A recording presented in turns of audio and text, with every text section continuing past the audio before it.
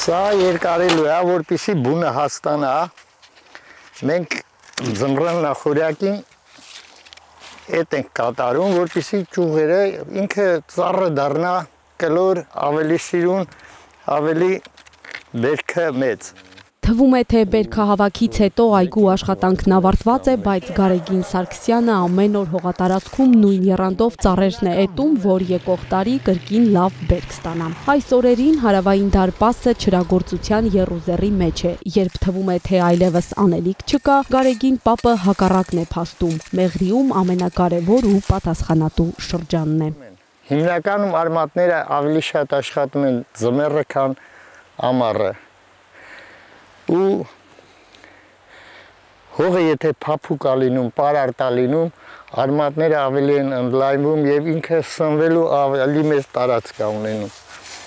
Ու հետո այս մոլախոտները, որոնք որ խանգարում են,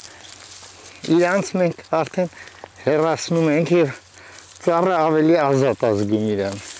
Հայ-իրանական սահմանի Արաքսամերձ հատվածում օրվա մեծ մասը հողի հետ կռիվ է տալիս հմուտ այգեգործը, որ տքնաջան աշխատանքի պտուղները վայելի, ասում է ծառին պետք է երեխայի պես խնամել։ Կլիմայի փոփոխության դեպքում այս ծառը լավ բերք էր տալի, հիմա չի տալի։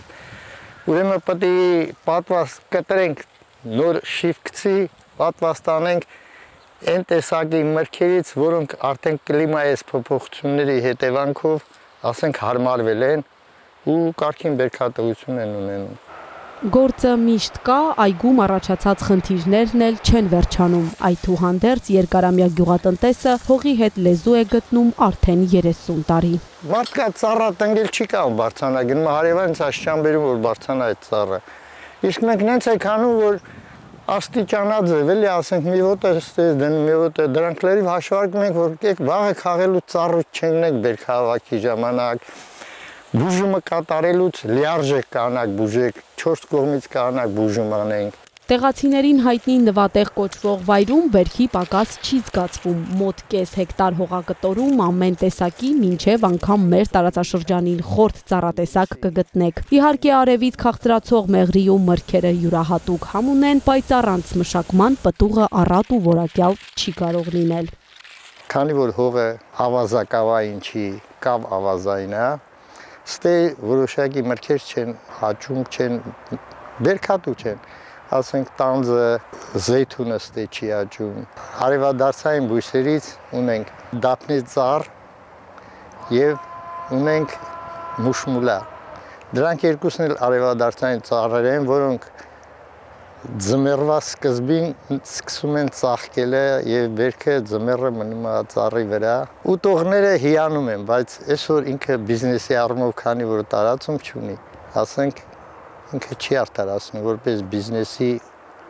օբյեկտ էլի։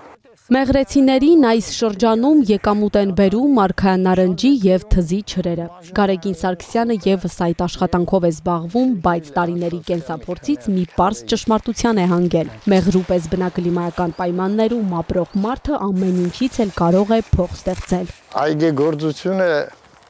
ոչ սկիզբ ունի, ոչ վերջ։